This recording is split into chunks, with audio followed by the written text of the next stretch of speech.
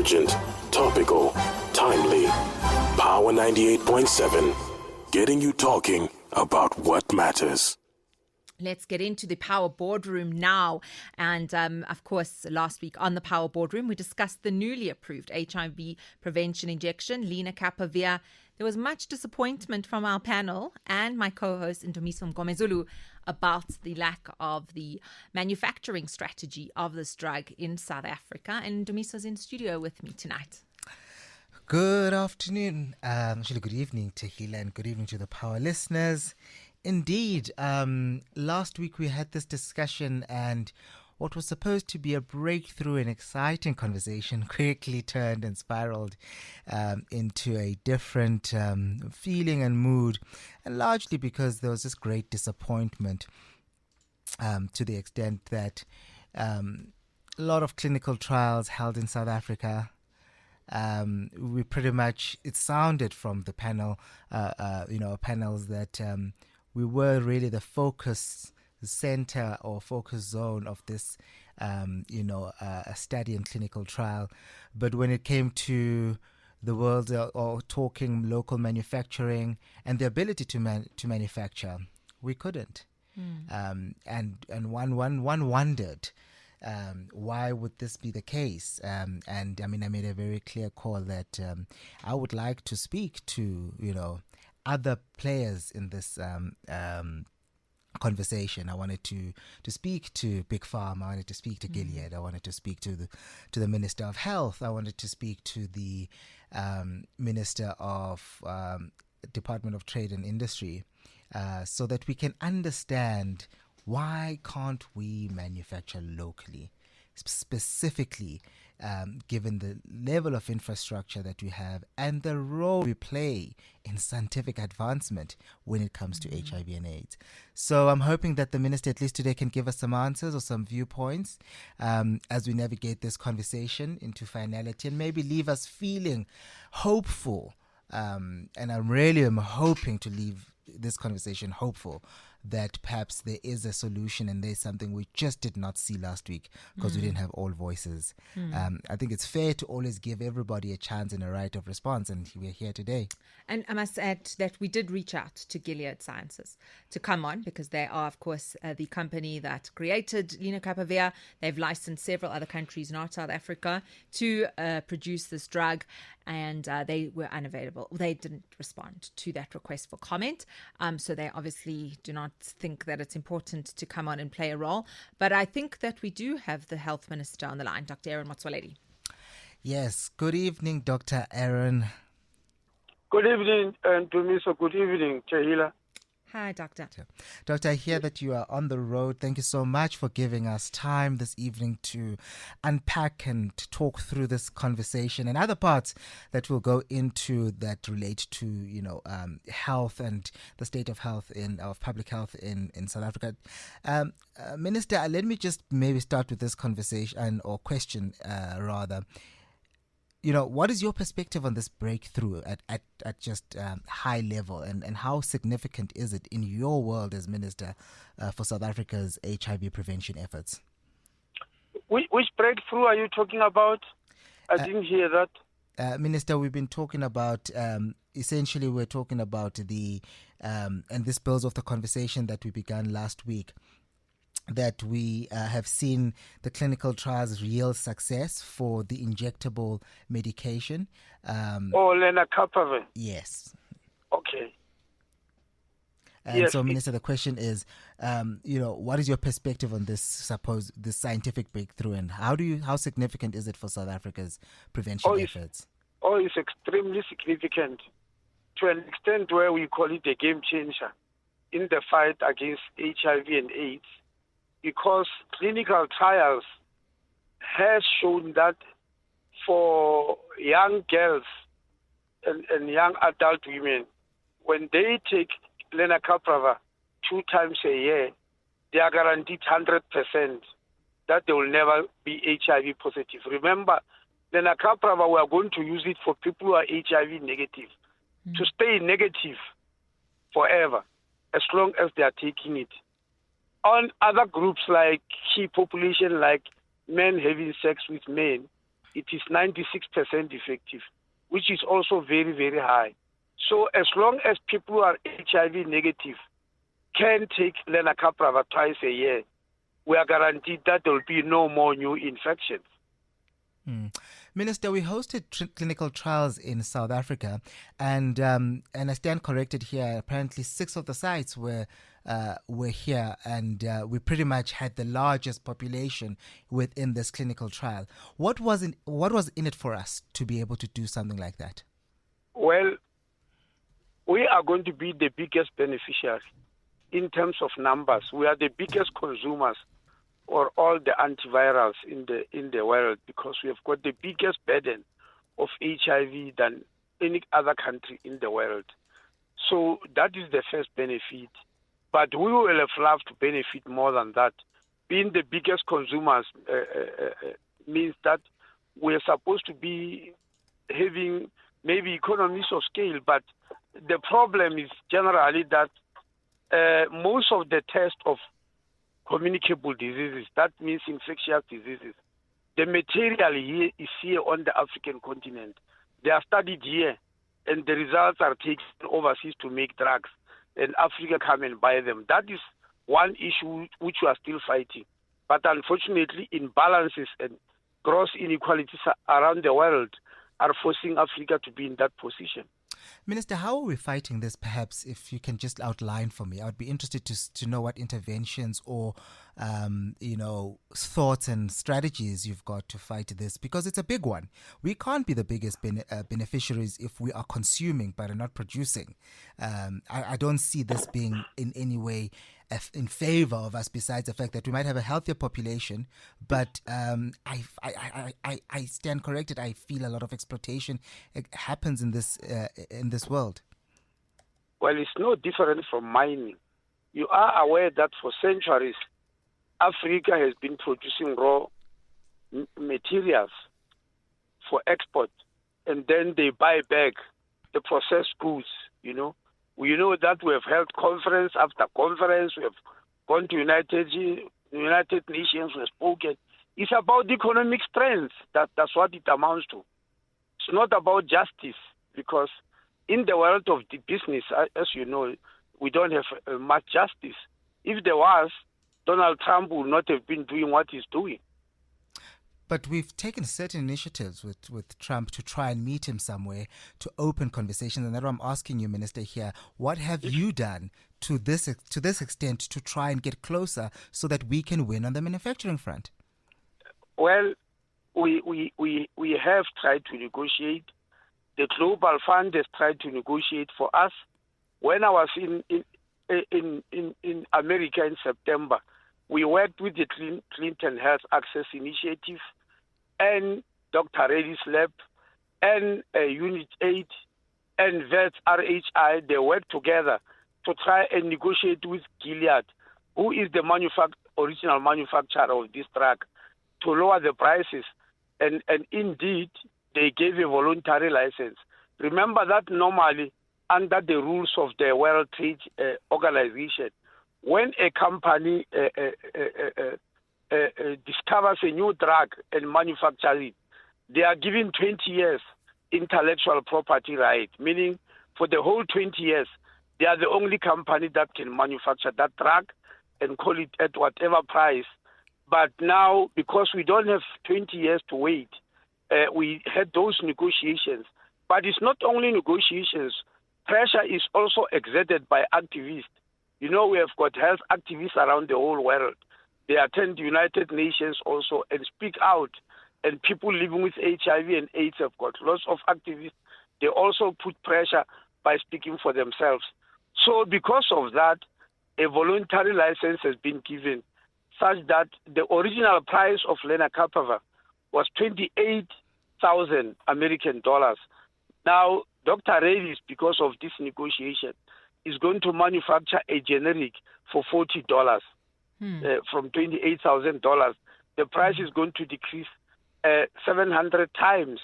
At the same time, when we're in New York, Bill and Melinda Gates Foundation chose another company called Hetero, where they made a similar deal that they must manufacture generics. Now, what is its problem at the moment is that companies who were given voluntary licenses are 6, and none of them is from South Africa. So we are still battling at the moment that at least one South African company that can manufacture generic also be given a voluntary license. Unfortunately, according to them, they claim that South African companies, none has got capacity, and that's why they gave the 6. The only one on the African continent which was given out of those 6, the only one which was given is in Egypt. So we want one here in South Africa, and that is the battle we're still fighting. Minister Tehillah Niselow here. Just maybe taking a step back, is it not possible to negotiate for localization before signing the document for the clinical trials? They will just leave you and go elsewhere on the African continent. But I mean, we have such advanced capacity to conduct those clinical trials. The issue of localization is being discussed. Even today, it was discussed in a joint meeting of the African Union and the African Union and the European Union. I was in a meeting today. They held here in Pretoria. Is a meeting they hold every year to discuss such things. They were discussing localization. I've now arriving in Polokwane as we're speaking. We are having this G20 ministers, health ministers meeting. It is also going to be on the agenda. So it's an ongoing debate. But as I'm saying, it depends on power struggles. If you just tell them that if you don't sign this, then there's no deal, they'll just go away. We have got the biggest HIV/AIDS burden in the world, but we are not the only country with HIV and AIDS. Sure. They can just go to another country and leave you.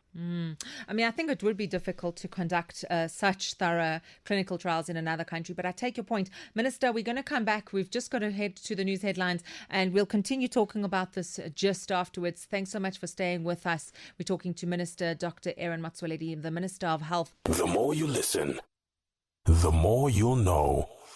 Power 98.7.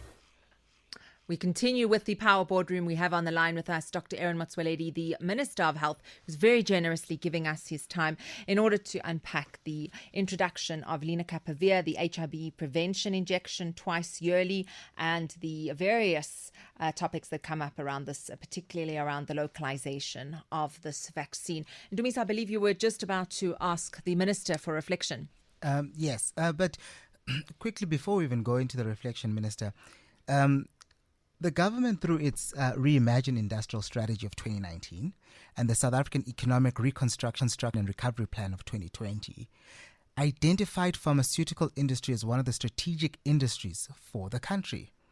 And we are in a position where we are being told we cannot manufacture medicine because we don't have the capacity and capability. But it's a strategic industry for the country. And Minister, on this end, you have said to us, we do not have bargaining power because they can simply go somewhere else. And it sounded to the extent, Minister, that we've relied on activists that have surrounded us to support our call in what we're looking for. I'm asking to you, Minister, shouldn't we have a united industrial strategy for medicines in the country?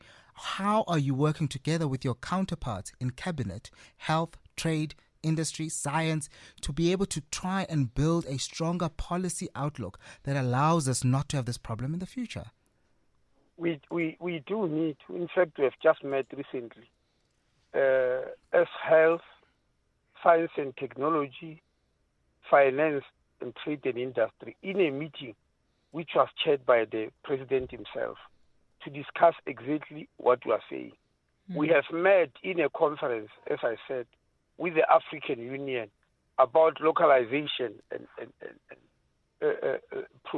what you call joint procurement. Now, I am saying to you, those things don't depend on your desires. It depends on the power brokers around the whole world. It is not that we don't have people who can manufacture. For instance, Aspen Pharmaceutical, and unfortunately now you are forcing me to mention names, is South Africa's biggest generic manufacturer. They manufacture many generic drugs. And when we issue a tender, which we have just done now, of ARVs, when we issue a tender, we make sure that 70% of the companies that get that tender are South African based companies. That means companies that manufacture here at home and create jobs. But we don't generally win that battle altogether. We also have a manufacturer of vaccine, which is BioVac, which is 53% owned by the private sector and 47% owned by the state. It does manufacture vaccines. But as I'm saying, all these things depend on, on power blocks around the whole world. And Africa, unfortunately, is always the underdog. I gave you an example of minerals. Ever since I was in government, since 1994, we are talking about the issue of making sure that minerals are processed here at home. But we have been talking about it, but the powers that be and financial situations are such that it's not necessarily as easy as you wish. Okay, so I hear you very strongly, Minister. I think especially this year, South Africans and the broader continent have felt the power and the power shifts as well globally in geopolitics. I mean, these drug manufacturers, particularly around HIV, they have no market, they will have no business model if they are unable to export to Africa. This is really a time for South Africa to join with the other countries and say that we have to be able to produce our own what we're using for ourselves, particularly because this concentration is such a risk for our populations. Is this not the time to really be uniting with Nigeria, with Kenya, and looking at a way to say to Gilead that they have to produce in Africa if they still want to be able to sell their products to Africa? Okay, let me bring you down to earth. Okay, to face sure. reality. Yes. That's good. Yes. In 2010, when we launched the world's biggest HIV/AIDS counseling, testing, and treatment campaign in 2010, right? We knew that we were going to be the world's biggest consumer of such ARVs. We then met with the World Health Organization, UNAIDS, and Clinton Health Access Initiative to put an argument that we are the biggest consumer. We must benefit from economies of scale, meaning about pricing. Now, COSATU, at that time, it was a very huge union. We didn't have these splinters. It was quite powerful. COSATU organized with some of the local pharmaceutical companies to come to me and say, Minister, you are going to buy these ARVs here from home because we need to create jobs, etc., etc. And of course, I agreed. A meeting was called at Union Building, and we were comparing prices. And we found that because remember, India in the world is called the third world pharmacy. I don't know whether you know about that. Yes, term. yes. Because we saw it very strongly during most COVID. most generics are produced in India. So we compared prices and found that for the amount of drugs we want, if we don't buy in India, we're going to need 15 billion rand in 5 years. I'm telling you about 2010. We needed 15 billion rand in 5 years, which in health we didn't have at all. So I asked that we call the Minister of Finance. The Minister of Finance at that time was the late Pravin Gordhan. He came into the meeting in the Union Building where there was a Minister of Trade and Industry. There was myself. There were these unions. There were the South African pharmaceutical companies. And we put this thing in front of him.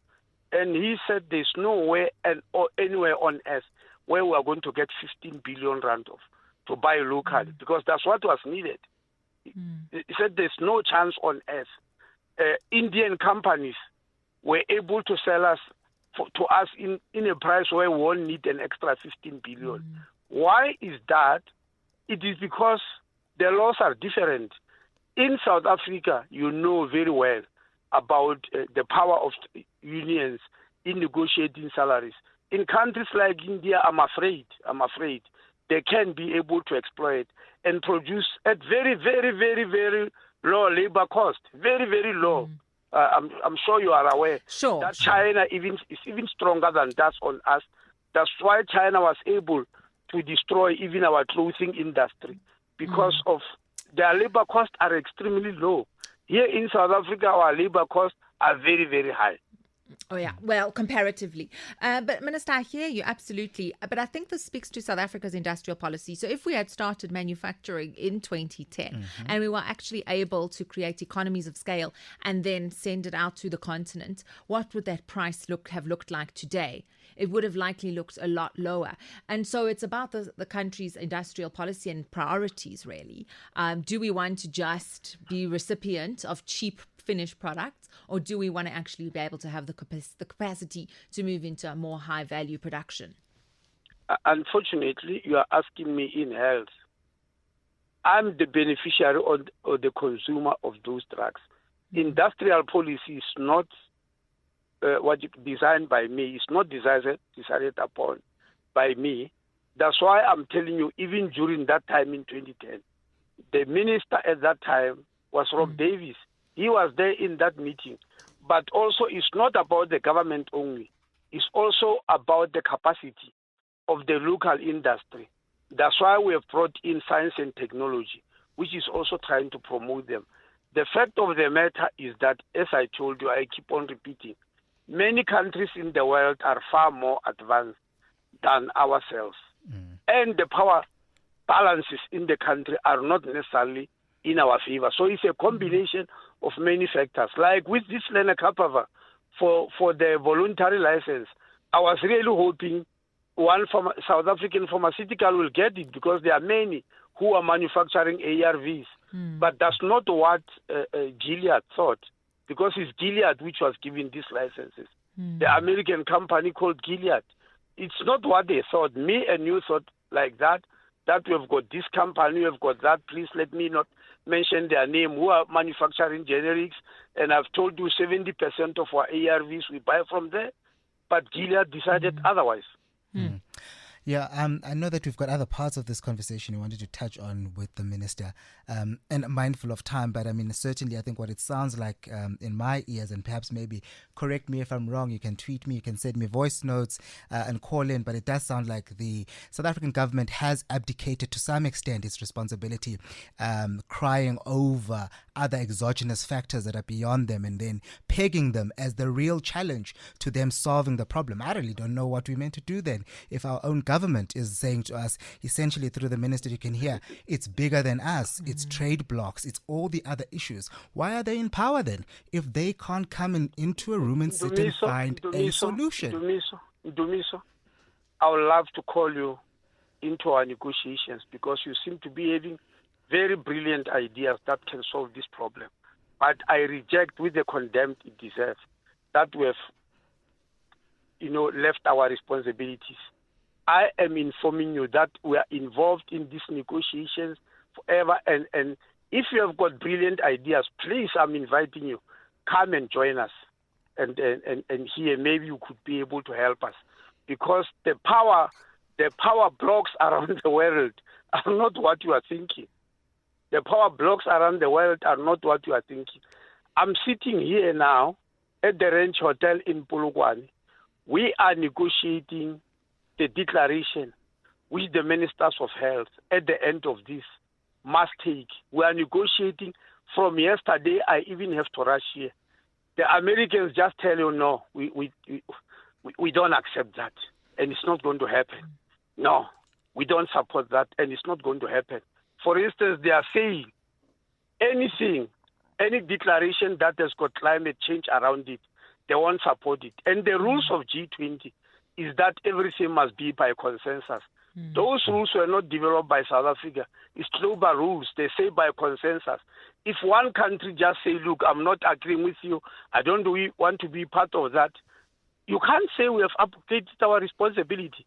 It is the way the world is. If things were as easy as you are saying, I'm sure we'll all be living in a heaven of some sort. I agree with you, Minister. The power blocks are very difficult to navigate. The thing is that South Africa shouldn't be alone in this. We have other partners. We've seen the kind of competition and the challenges that BRICS is posing to the United States. We have our partners in other African countries. So I'm not convinced that we've used and stretched our muscle as the global south the way we should, bearing in mind these very, very powerful forces that exists at the moment. And before you respond, Minister, certainly by no means I think that in this discussion we're saying that you need to have a blanket solution that works. But certainly where I'm sitting, I'm not convinced that what you're telling me and the efforts that you say you've put in, perhaps maybe it needs a broader discussion, that these are sufficient in at least moving the needle. It sounds, Minister, like you're saying we've done our best and we'll see with the next round, or we'll see as we continue trying. And I don't know if that's good enough. No. That's your own interpretation. We've been doing our best for ages.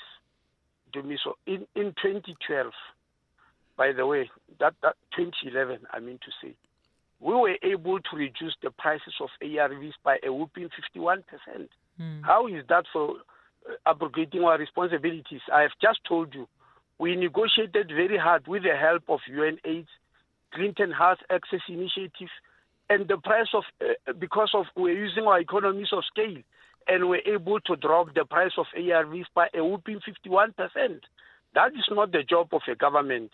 That is just relaxing on abrogating responsibility. When the betaguelin, one of the most effective drugs for drug-resistant TB, came into being, it is against South Africa that negotiated with Johnson & Johnson so hard that we also reduced the prices of that ARV. So we're also using our economies of scale. We are the first country in the fight against TB that used gene expert to diagnose TB. Before that, you needed 6 weeks for one person to diagnose TB, to take their sputum, take it to a laboratory, and after 6 weeks you get results. With gene expert, you sit there and get results after 2 weeks. 2 hours, not 2 weeks. 2 hours, you get your results. You are the first country on the continent that introduced that. So the fact that I'm saying things are very difficult in the world doesn't mean we are folding our arms. We are continuing. At times, like for instance, on this Lena Kapava, I am telling you, it sells for $28,000, not rand, $28,000 to treat one person in the U.S. But the first thing is that the Global Fund stood up, negotiated with us and helped us, and Gilead agreed to give 2 million doses. Not 2 million doses. Doses for 2 million people, because you take it twice a year, but doses for 2 million people were given to Global Fund at a very reasonable price. Out of those, South Africa got the lion's share of 488,000. So when we start with Lena Kapava next year in March or April, we are going to start with 488,000 people, which is out of our negotiations with Global Fund and Gilead. Sure. Then I've just told you, companies were given voluntary licenses.